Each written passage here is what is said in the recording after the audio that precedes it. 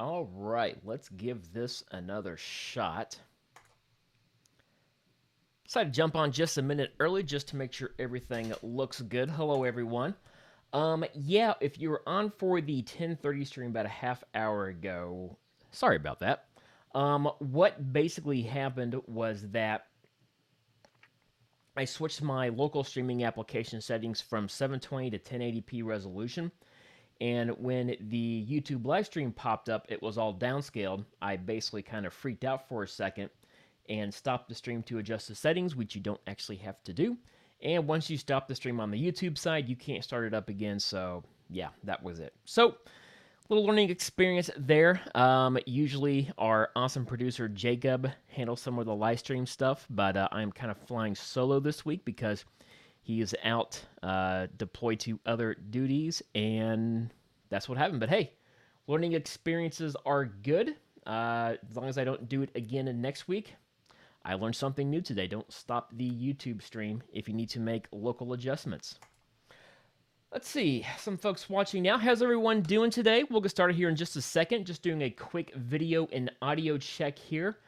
Let me know if I sound good or not. And, well, if I don't sound good, then you can't comment. If I do sound good, go ahead and just type in chat, hey, sound great. And we'll go ahead and jump in here in just a moment. And, of course, there's the usual about a 30-second delay or so on the live stream. So I'll see your responses about 30 seconds later, and we'll kind of go back and forth from that.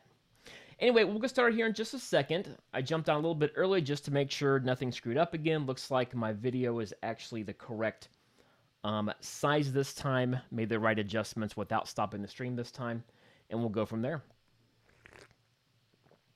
As we're waiting to start, just kind of check and see how everyone's doing. Got a couple questions for you.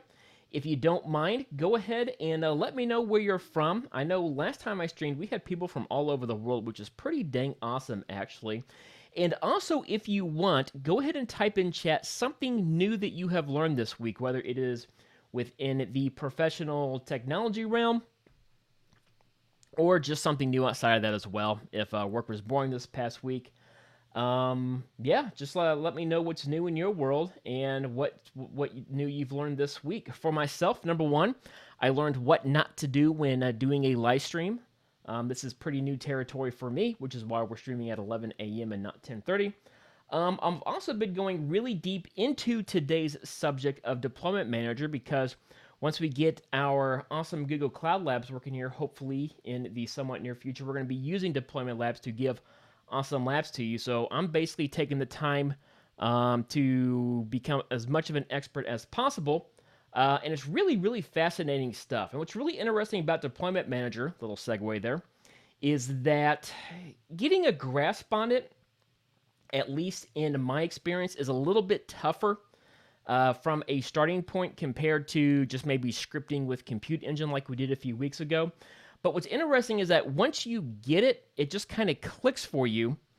Once you get over that initial hump of, I don't know how to put this stuff together, and then you realize this is an insanely powerful tool that you can do a lot of really cool stuff with. Hello from New York. So let's see, it's about noon there, so it's about lunch hour for you. So hopefully we don't intrude into your lunch break too quickly. Learning to back up databases. Yeah, backups is definitely a very good thing. Cool. Awesome. Well, great to see you all. Let's just go ahead and jump in and get started. So, like we said before, kind of a new thing we're doing here is these live streams on how to do stuff on Google Cloud. And we really have two main objectives for these live streams that we want to accomplish. One is, of course, learn something new, like, demonstrate a thing that you may or may not be familiar with. And the other, and perhaps possibly more important thing, is to go over the process of how to learn. So we're going to kind of go over with Deployment Manager, different stuff you can do, kind of getting started and doing like a little bit more complexity on top of that. And what I also want to cover is how to get from a very basic quick start that kind of, the Google documentation holds your hand for, to something a little more complex that isn't quite as clear, and how to get to the point where you actually understand that. And I'd like to use a couple of memes here to kind of demonstrate the whole process here. And I've reused it before. At one point, when we have any new subject we're dealing with, even if it's in a tech domain that we're already familiar with, like AWS, Google Cloud, whatever, there's probably more than likely something in that domain you still don't know just because there's so much quantity and breadth of stuff available. So deployment manager, whatever else, you all start off with, I have no idea what I'm doing, even if you're supposed to be a supposed expert in that field. And the objective is that you want to get to the point going from I have no idea what I'm doing to basically being an expert on clouds or wherever else. In the gap from the dog to the cat, which there could be a joke there somewhere, this is where the learning process takes place, going from here over to here. And this can be kind of a very painful, very ugly no man's land of the learning process, getting from one over to the other. And that's really what I like to stress more than anything else in these live streams is the learning process of how to do stuff. So with that, let's go ahead and go into today's topic. We had a number of requests to go over deploying things or deploying stuff on Google Cloud using templates, which is done using Deployment Manager. Now, if you, more than likely when you are brand new to Google Cloud, or just, even from a new person's perspective, you probably already used Deployment Manager when you went to the Cloud Launcher Marketplace. And in the Cloud Launcher Marketplace, they just call it the Marketplace now. I may have renamed it. Anyway, these are pre-deployed solutions that you don't have to configure yourself. Basically, you click a button and it deploys a thing of some sort, whether it's a LAMP stack, basic WordPress server, etc. All of those use Deployment Manager for the actual behind-the-scenes process. So if, for example, we're not going to do it now for the live stream, but if we clicked on WordPress here, said everything looks great, deploy it, after about a couple minutes, you go to Deployment Manager, and that entire deployment would be sitting out there. The main difference is that we're going to basically be doing deployments from scratch, not using any sort of pre-set up marketplace. In fact, let me get back to Deployment Manager here. So what's the big picture view here with Deployment Manager? Why do we care about this? With Deployment Manager, the main purpose or the main advantage of Deployment Manager is that it lets you create repeatable templates or deployments that you can use over and over and over again in any project, any organization, any Google Cloud account. Basically, it's a build once and deploy in any other Google Cloud environment setup. And the basic construct of how Deployment Manager works, if I go to a new page here, is that you create a configuration with different stuff in it. Now, stuff can be a compute engine instance, it could be a VPC network, it could be IAM policies, projects, anything you can do in Google Cloud is a thing or a piece of stuff that you can use for Deployment Manager with. And the details here can be a little bit hairy, especially once we get into the properties here. So how Deployment Manager works is that you send out a deployment via a configuration file. And we have an example configuration file here that we're going to play with here in just a second. And there's really three main properties in it called a type, a name, or the properties of it itself. The type is the thing that we are deploying. In this case, our thing is going to be a compute engine instance. The name is what our Google Cloud thing is called. In this case, it's going to be the Quick Start Deployment VM. This is straight from Google Cloud's Quick Start documentation. And the properties are the details of our thing as well, such as zone, machine type, boot disk, source image, typical stuff that you would see if you to go through the web console working with a compute engine instance or just creating a compute engine instance in the web console itself. And also, if you were here for a few weeks ago for our first live demo, this is also kind of similar to the scripting setup we did, in which we created some compute engine instances, we created some networks, some subnetworks. It's basically going from the G-Cloud scripting approach to an infrastructure as code approach. We can essentially code all of your infrastructure that can actually be built into other applications as well. Let me fix my windows here real quick. So you deploy a thing, you give it a name, and you give it some properties of how that works. So we're going to start with a very simple example, and this is going to be directly from the documentation in Deployment Manager. In fact, if you go to the documentation page, go to Quick Start, I'm basically deploying this exact thing here right now with all the comments taken out.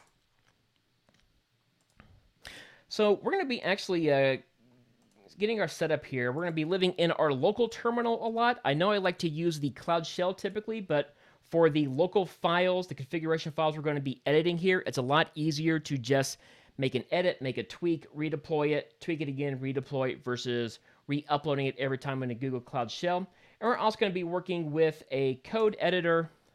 In this case, we're going to be using Visual Studio Code quite a bit as well. So let's do a very simple configuration file that, if I didn't completely mess up my Windows here, this is our configuration file here. This is the thing we are deploying, an instance. This is the name of it, just going to be called, this is going to be the actual instance name called Quick Start Deployment VM.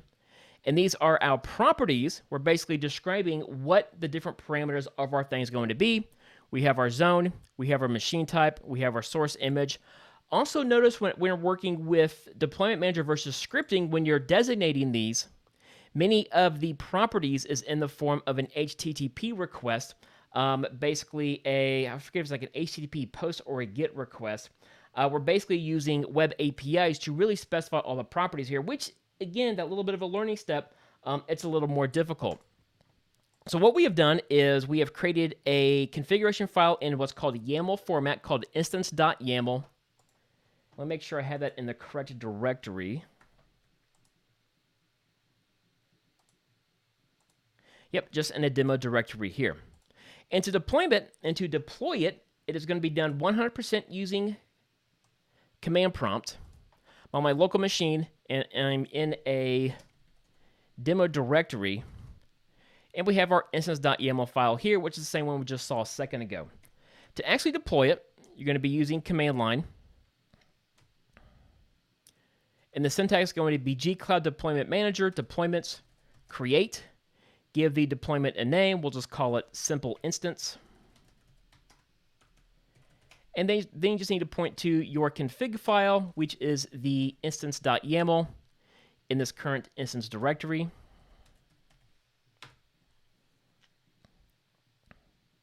And off it goes, and that'll complete in just a moment.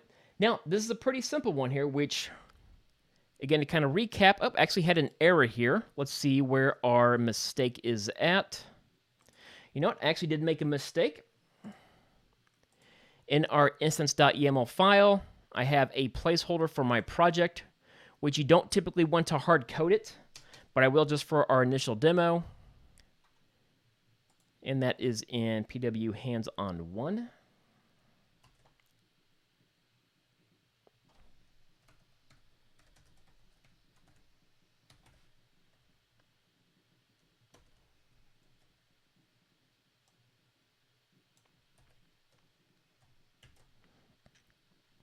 We're going to save that and just kind of speed it up. We're going to try to redeploy it again, but we're just going to go ahead and call it simple instance 2, and we'll clean up the simple instance original here in just a moment.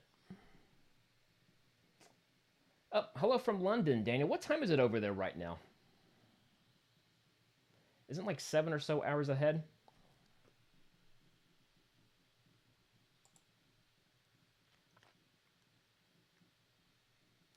So this is going to take a moment to complete. Don't have any errors popping up yet, which is a good sign.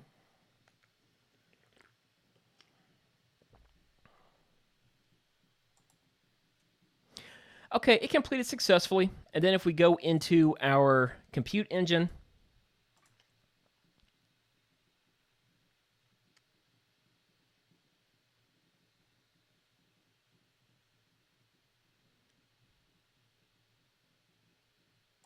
should pop up in a second, hopefully.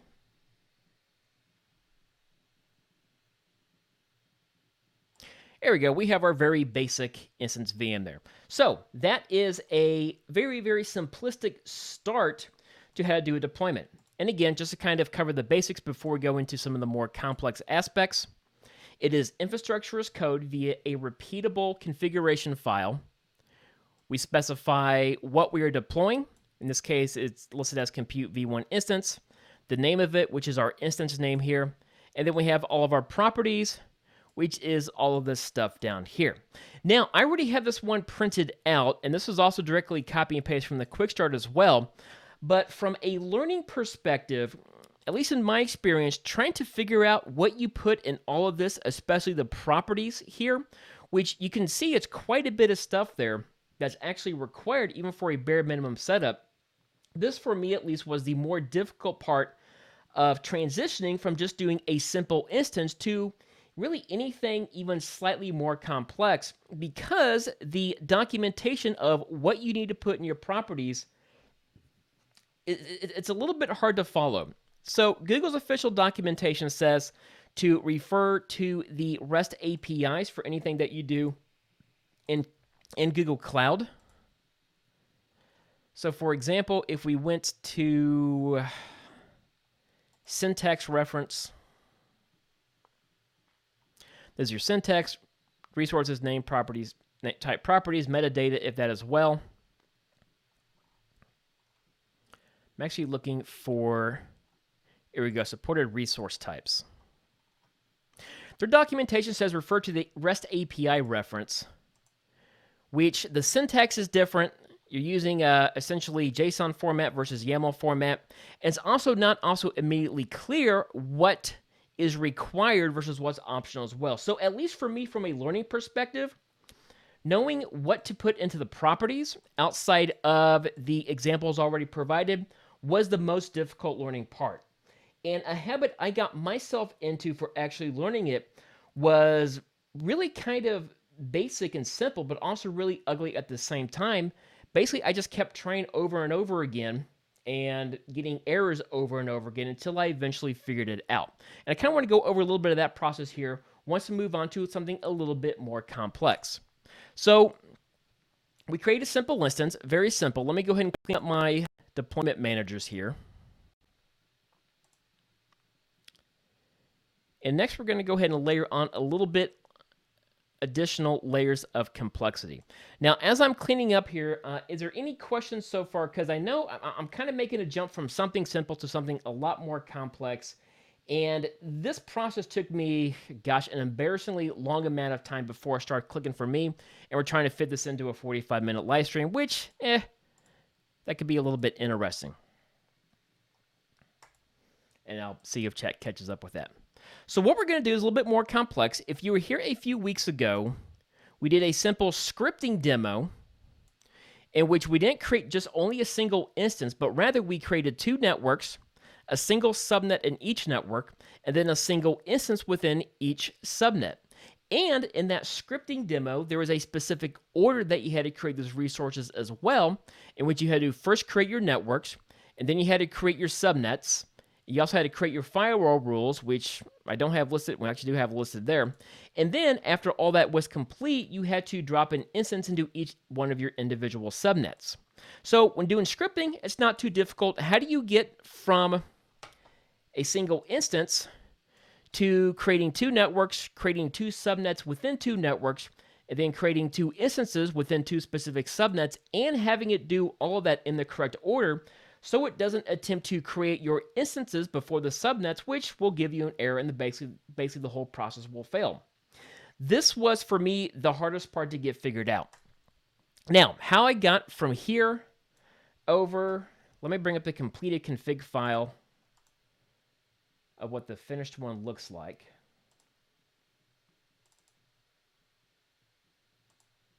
Where did my completed demos go? One moment, technical difficulties again.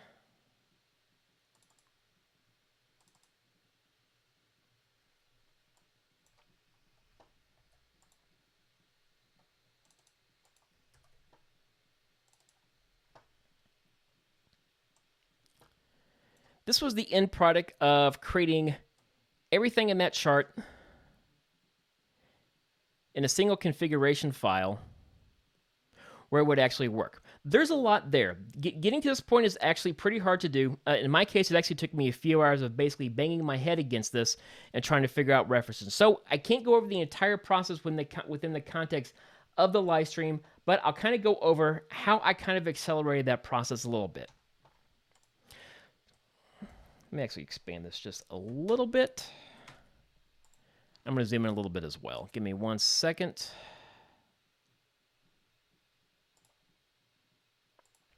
Hope you can see all that there. Let me know if my font size is a little bit too low there. Okay, so we went from creating a simple instance to creating networks and subnetworks and everything else. How do we do that? How do we take the REST APIs? How do we do the syntax? How do we do our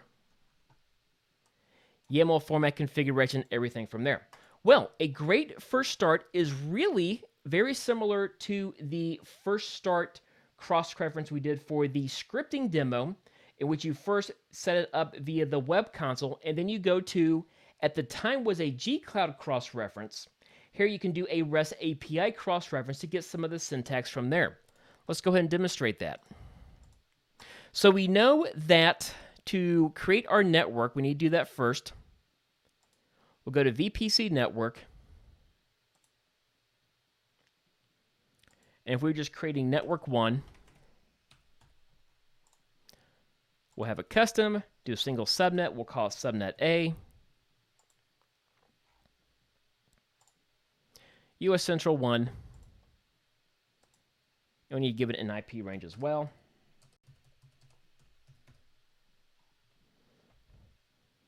Okay, doing it via the web console. Again, a few weeks ago, we used the command line cross-reference for it to give us the answer of how to create our network and our subnetwork via G-Cloud commands.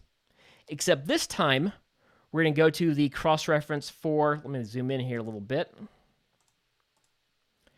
Instead of command line, we're going to do the REST API cross-reference. Same concept, however, instead of the Linux command line format, we're doing it via the REST APIs, which are the same REST resource representations up here.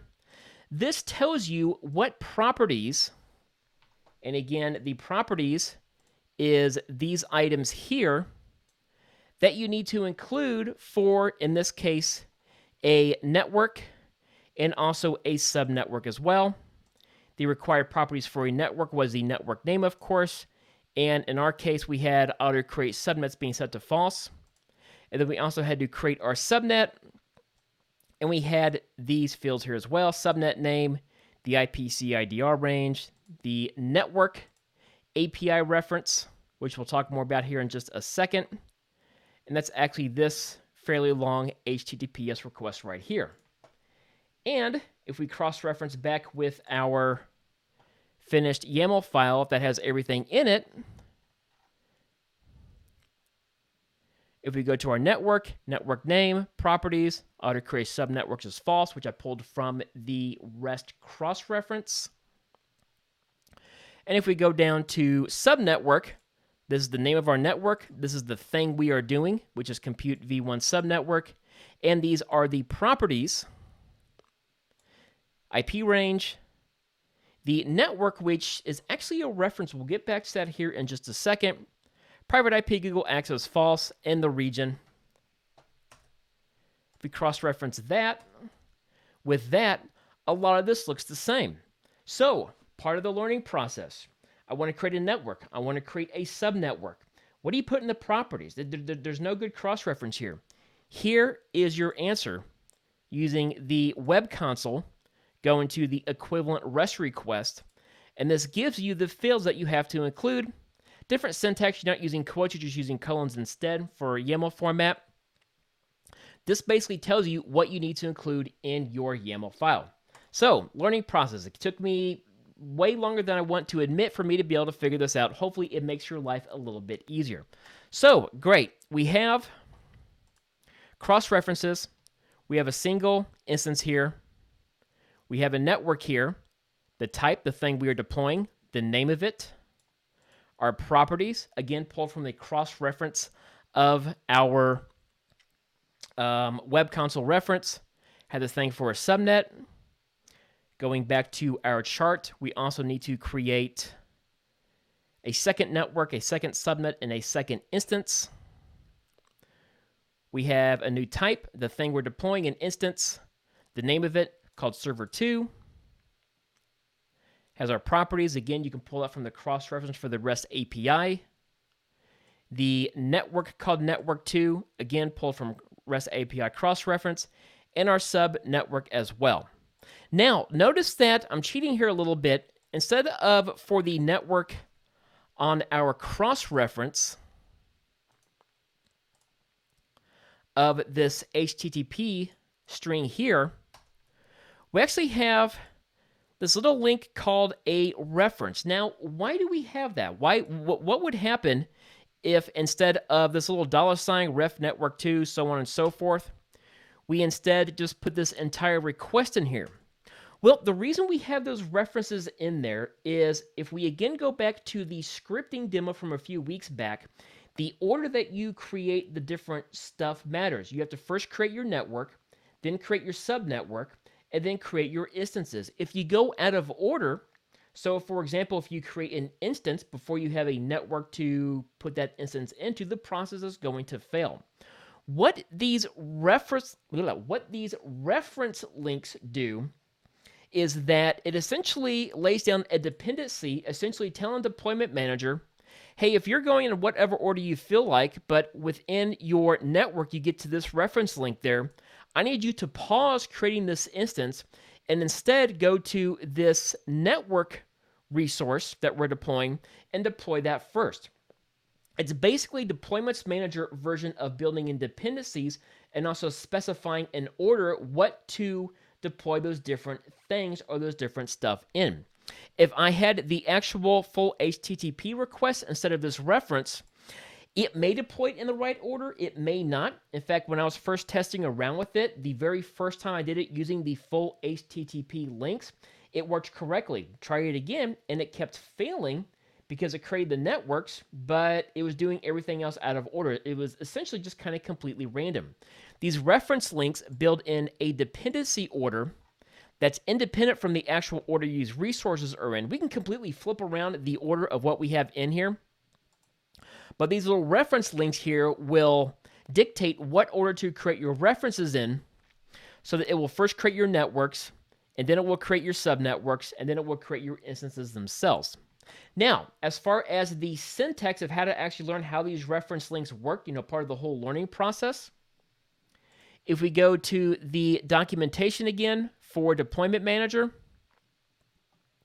the quick version, if we go to the step-by-step walkthrough and then click on using references, that'll give you the full rundown, basically of how references work, and it resolves those resources in a dependent order, which the order does matter here, and it gives you the basic breakdown here, and it gives you an example.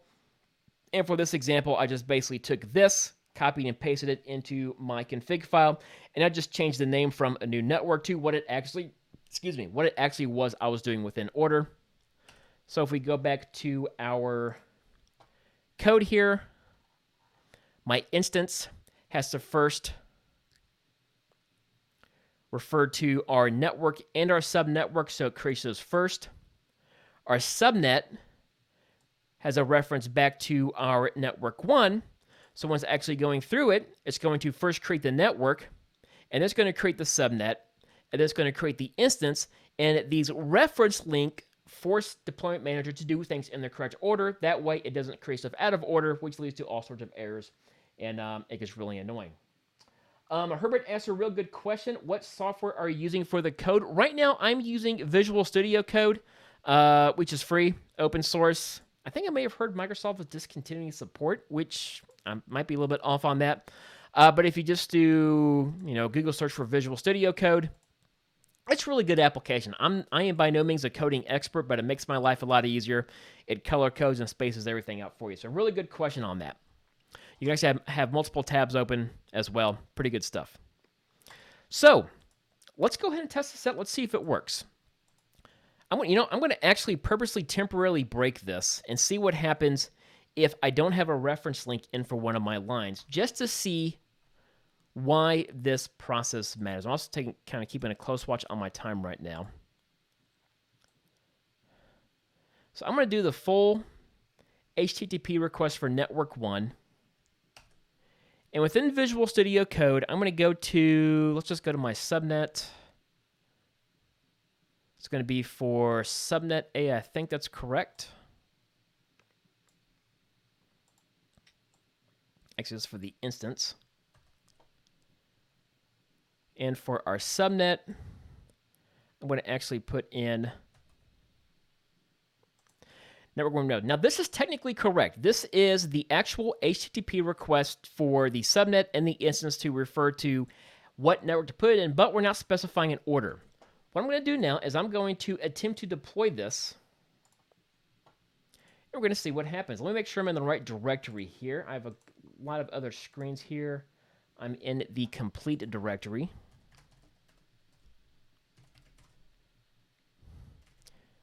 And we are going to deploy this demo.yaml file. So I'm going to go back through my history. We're going to create. I'm going to go ahead and call this test1. I'm going to point to my configuration file. And the config is demo.yaml. That looks pretty correct. Let's see what happens. So I put this together. I took the reference link out and instead just did the actual HTTP GET request for the network for both the subnetwork and the compute engine instance as well. It may work if it just randomly creates it in the correct order. More than likely it'll fail then. Let's just go ahead and see what happens here. I'm hoping it'll fail and I don't just get randomly lucky, just so we can actually go ahead and break that down just a little bit more. Okay, good. We got an error. Whew. Yeah, it's one of those few times you actually want it to break. Error's kind of hard to parse out from here. If we go to Deployment Manager again, may have to refresh.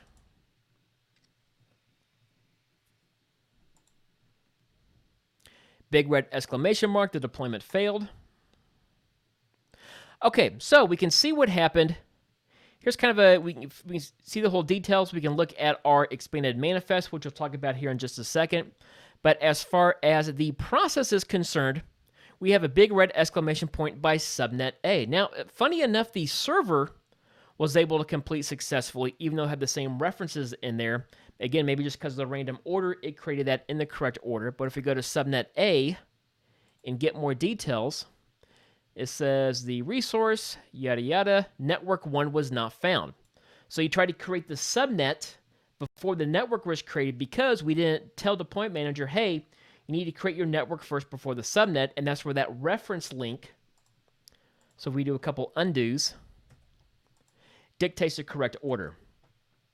So now, if I saved it, redeploy it again, I'm just going to go ahead and call it test2 just to avoid having to delete the initial one.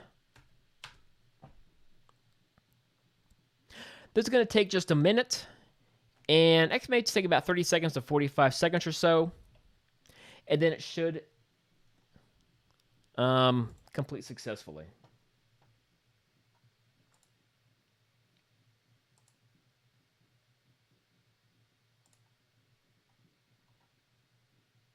Looking at some of the comments here. Yeah, Visual Studio is really nice. Now, I think I may have read this in a story somewhere. Is support for Visual Studio Code ending? I'm going to do a quick Google search while I'm just kind of waiting for that. I might be completely thinking of something else too. So, you know what? I don't say anything about that. I'm not going to keep wasting time with that.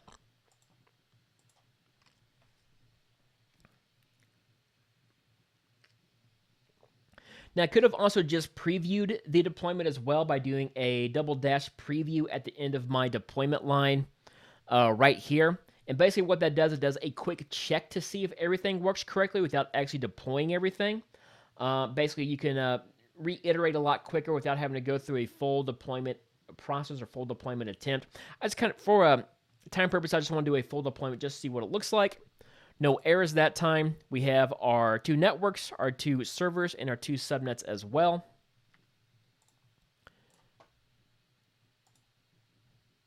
And our test 2 deployment was successful. If we refresh networks, we have our network 1, network 2. And if we go into Compute Engine,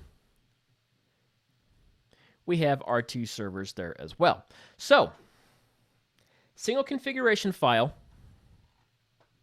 We had 6 things we were deploying, 2 instances, 2 subnets, 2 networks.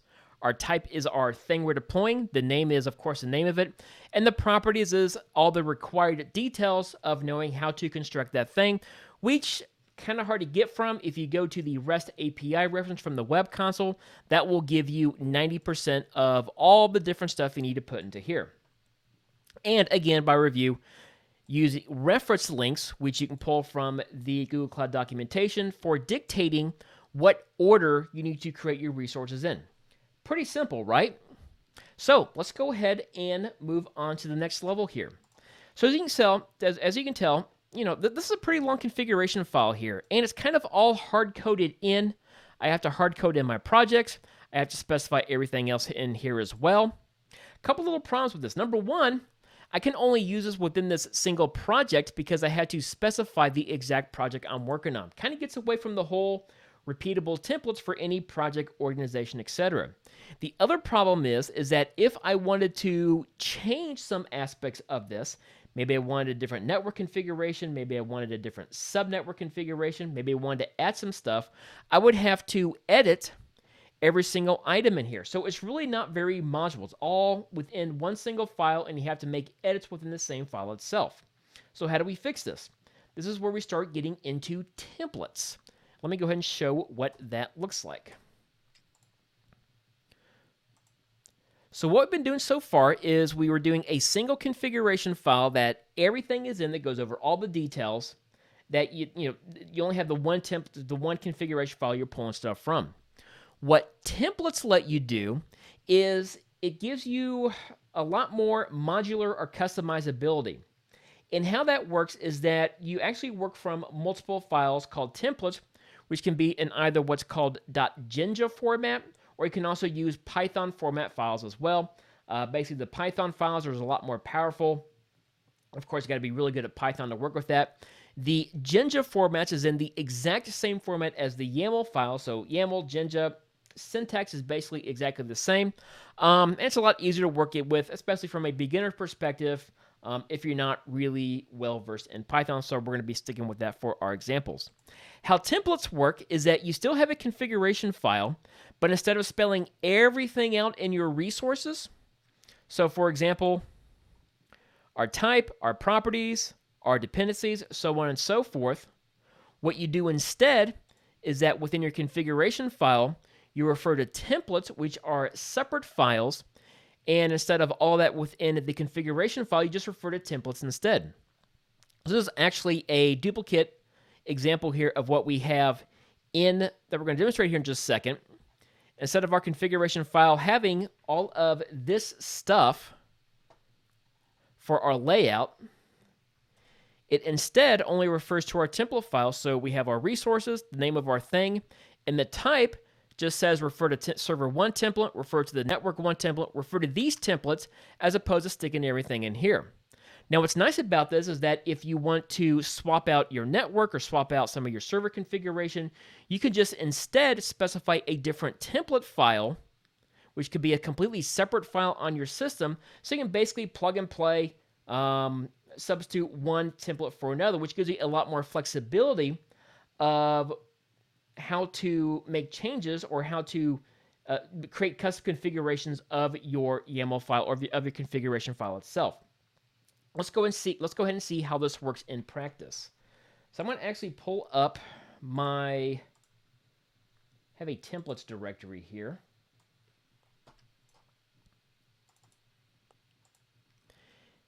In here, I have a template demo file.yaml. Now this, actually, let's see. This is the exact same thing as this. If I deploy this demo, or if I deploy this template demo, it will have the exact same result. We are actually pulling from the exact same resources. Actually, the template demo actually has firewall rules built into it as well. So I actually have more configured in this very small and concise template configuration file versus here. It's a lot more concise. What's happening is that I am importing my other template files within the same directory. So network 1, network 2, server 1, server 2.jinja. And once going through the configuration, Instead of putting everything in the configuration file, I am instead telling Deployment Manager, hey, refer to this other file in this directory for all the different resources on how your servers are constructed and how the networks are constructed as well. So Deployment Manager work, it'll go down the line here and say, okay, server 1. Okay, well, what's our type and properties for server 1? Let's go look in at this template file here for how that works. Deployment Manager will then look at our server1.jinja. This is the template that this is referring to. And it's basically almost exactly the same as what we have in our demo here. So again, kind of circling back, in our demo, which is using a single configuration file, for our server, we have a name, we have a type, and we have all of our properties here all within one file. For our template configuration file, we have a name, which you have to include in there. But for the type, it's saying, stop here, go to our template. And then our template has the name we're going to deploy, our thing, the thing we're deploying, a compute engine instance, and all of these properties here. You can basically just kind of copy and paste straight into here when you're working with Jinja format, which makes the process a lot easier. And then back in our configuration file, go to our network configuration, stop here. We're going to create our network. Let's now refer to our network template. In this, referring to here, is our network, network 1, same configuration as before. We have our references. You can have references going across templates as well. And for this one, I also have our firewall rules, the name of our firewall rule, the thing we are going to deploy, and the different properties, which again, you can go to the web console, create it in the web console for firewall rules, and then go to the REST API cross-reference, and then you can put all of that in there. And then once that's complete, this is a lot more cleaned up compared to this. We can go back to our terminal. And I think I want to go to our templates directory. We have a template demo. Actually, let me go ahead and delete the other one first, because I'll be trying to create duplicate resources. Well, that's going to take a minute to delete. Basically, if I were to deploy this,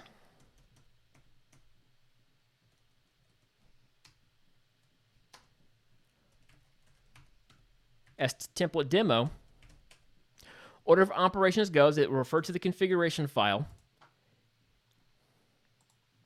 And within the configuration file, it would import our templates, which is what we have here. Then as we deploy our resources, we have the name of each resource. And then as it goes down the line, it tells us to refer to the templates, network 1, network 2, server 1, server 2. And that will get us the exact same end result as what we have here. In fact, I do actually want to give it a moment to delete and redeploy it again, because I want to show how the expanded manifest looks like once that's done. So it's going to be a little bit of awkward waiting here. I think we're running decently on time because we are just about done. What questions do you have so far? Because I realized that we just kind of went over a fire hose of information, and these are really still just the basics. I'm kind of hoping that I kind of explained it as far as the learning process goes, how to get from a very simple single instance deployment to something more complex with different dependencies and references and templates, and kind of going from there. Going from the simple to what we have right now really is a surprisingly huge jump of knowing what exactly you have to put in there before it actually works. So as we're waiting here for a second, let me know if you have any questions on any specific aspect. One other really good resource while we are waiting is Google actually has a GitHub page with dozens of really complex deployment manager examples that you can use to modify and do even more complex deployments. Let me go ahead and pull that link up here. And I'm going to go ahead and share it in chat as well.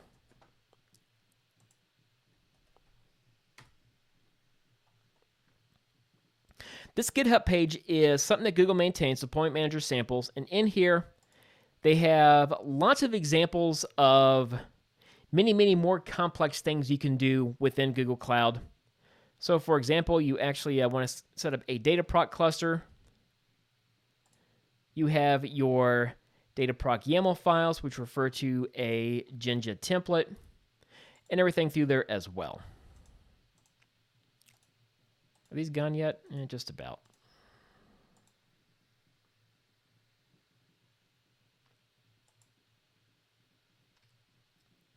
I think that's when it failed earlier. Let me go ahead and redeploy this new one here. Because before I wrap up, I want to look at the expanded manifest, even with all those templates. I think we might finish up from there because you are getting a little bit long on time. Thank you for your patience, by the way, with the flub with the live stream earlier. Yeah, just learn not to do that next time.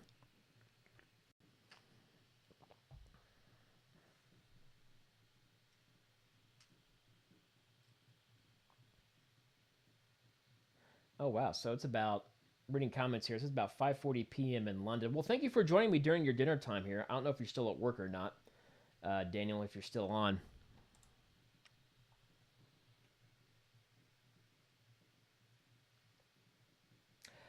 That is a really good point, Joseph. I did not know those converters existed. Joseph asked for the REST generated material. Did you ever try using a JSON to YAML converter?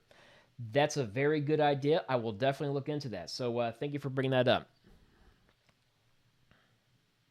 I did not know they made JSON to YAML converters.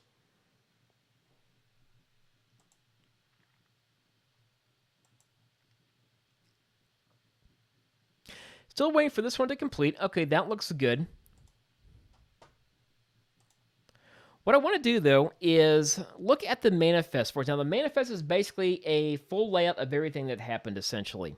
And even though this is a very truncated template file, and you can do this via command prompt as well, if you go to expanded config, again, this is the template file where we had these very small truncated bits here. It will actually expand your entire configuration file as if you did include everything within one file, just in case you want a single location to review everything that you did.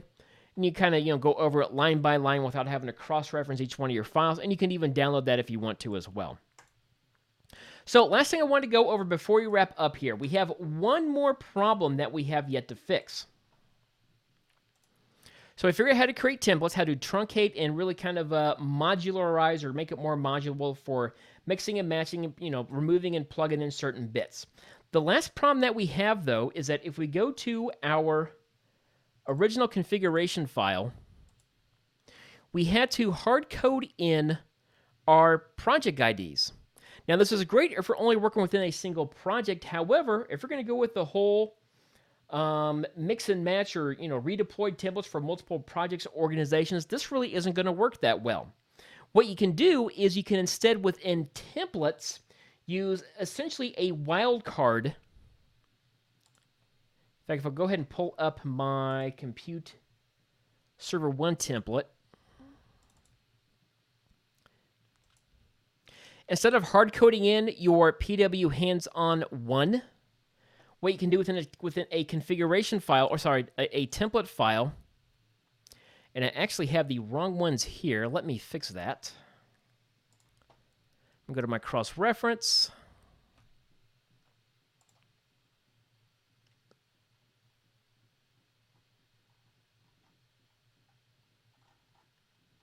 I'm looking for here we go. If you were instead copy and paste this double brackets env project in a template,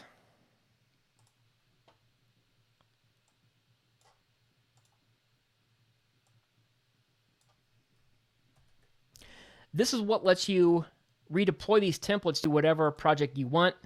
It's basically a wildcard saying, hey, use whatever the current project is and redeploy from here. Now, the interesting thing, it's a little bit of annoying, but I kind of see how it makes sense, is that you can use these template or these environment variables, basically your project wildcards and other ones as well within template files, but you can't use them in the original configuration YAML file itself. So if you're going to redeploy assets to multiple projects, you have to use templates. You have no other choice. Otherwise, you'd have to hard code it for each individual project, which could be, not very reusable. You have to use templates, and within your templates, use the project wildcard variable that will let you then redeploy to any other project or any other organization that you want from as well. So, a lot of info I just threw out there. Let me know if you have any questions on that. Otherwise, that's going to really kind of conclude the demo here. I realize we went over a lot of material. Just kind of wrap up what we talked about. Deployment Manager lets you deploy resources over and over and over again using templates. Those templates are in the form of configuration files that you need to specify a type, which is the thing we're deploying, the name of the actual thing we're deploying, and all the properties.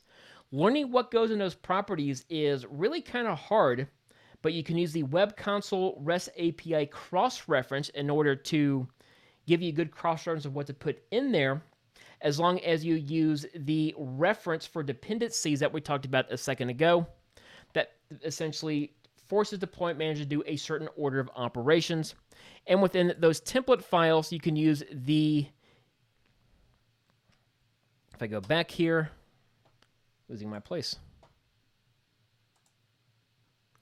this environment project variable to let you redeploy to projects over and over again.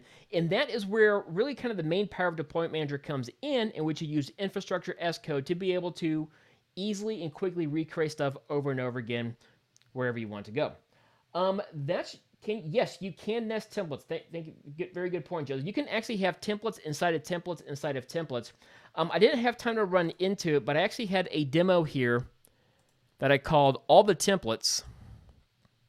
And this is actually a template, a single template file that refers to those individual template files as well. So you can have a configuration file that refers to some templates that also refer other templates itself. The only thing is that you'd have to you'd have to import all your nested templates, so the templates inside of templates, as long as you refer to all of them. This is actually the exact same thing as this, except we have a single resource to a single template that refers to multiple templates that are all referenced in there. So yes, excellent question on that, Joseph. You can have as many nested templates as you want inside of each other, as long as you keep them all straight, and as long as you all import them in here as well. Well, that's going to go ahead and wrap up my demo. I am right at about the 50-minute mark, a little bit more than what we wanted to do. Be sure to comment in chat other demo ideas you want to do. Like I said, we do get these ideas from the community for what they want to see. We had a couple requests for doing Cloud Deployment Manager, which is why we're doing that today. We have some other suggestions we've had over the past week, so I'll kind of go through theirs. Otherwise, thank you all for listening for me today. Hope you all learned something. And more importantly, hope that you learned how to learn something, especially from the Deployment Manager perspective, how to get from the point of not knowing what to put in your properties to finding the cross-reference resources for that. Let me actually go ahead and copy that GitHub location in chat as well. I almost forgot to do that.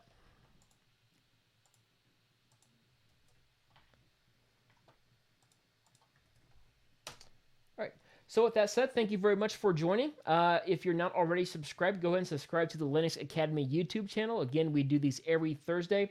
We also have our Google Cloud weekly updates every Wednesday, where I basically go over really the coolest new news in Google Cloud.